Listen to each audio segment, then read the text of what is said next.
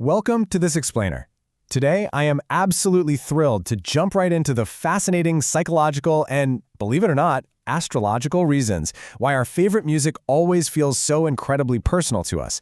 Have you ever just been listening to a playlist and out of nowhere felt like a specific track perfectly described your current life struggle?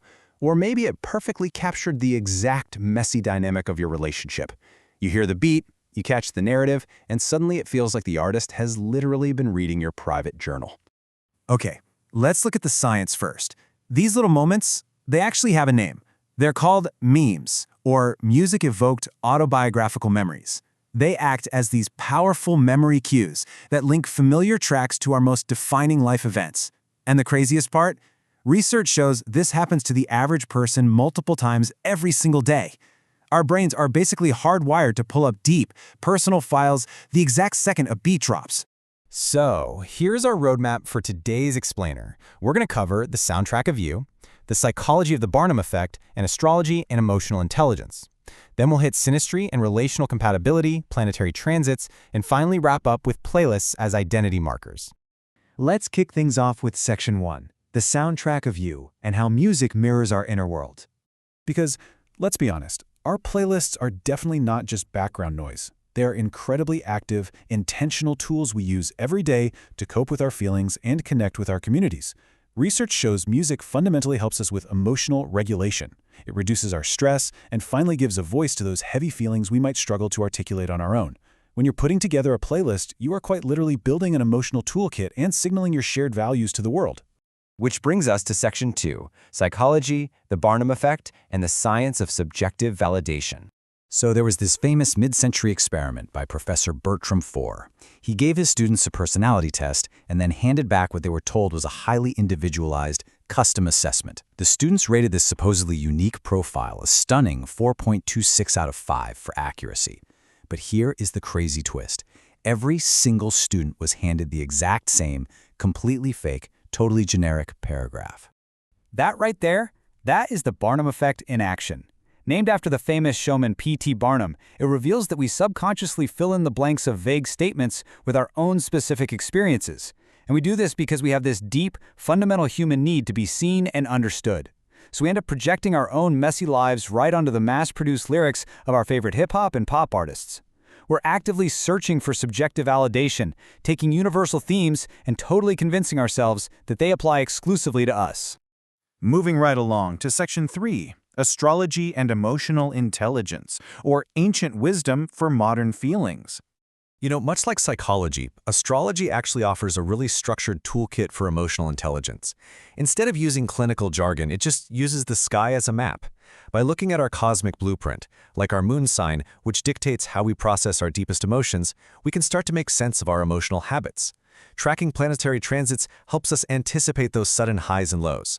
And through synastry, we compare birth charts to really understand our compatibility with the people around us. So here's the absolute crucial takeaway.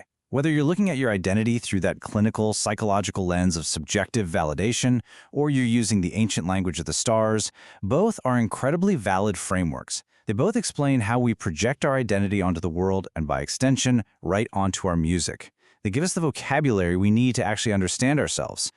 Let's actually apply this to the music itself. Section 4, synastry and relational compatibility, featuring our first case study, Bow Wow.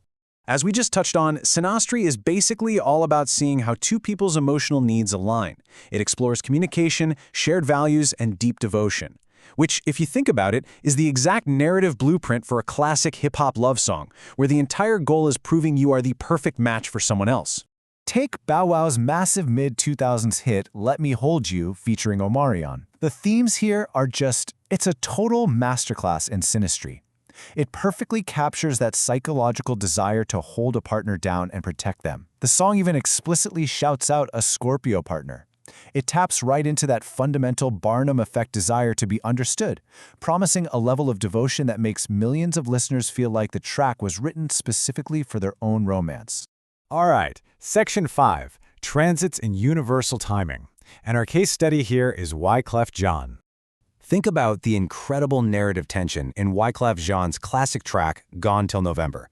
The whole thing revolves around a super specific timeline. Day 1 brings this unavoidable departure. Then comes the agonizing emotional strain of waiting in the dark for months on end. And finally, that ultimate promise to return and reunite when November hits. It's all about surviving a forced period of separation. And man, this just beautifully illustrates the astrological concept of planetary transits. Transits represent the dynamic, changing positions of the planets that trigger completely different periods in our lives. Sometimes it's a period of incredible action, and other times, life just forces us to wait for the stars to realign.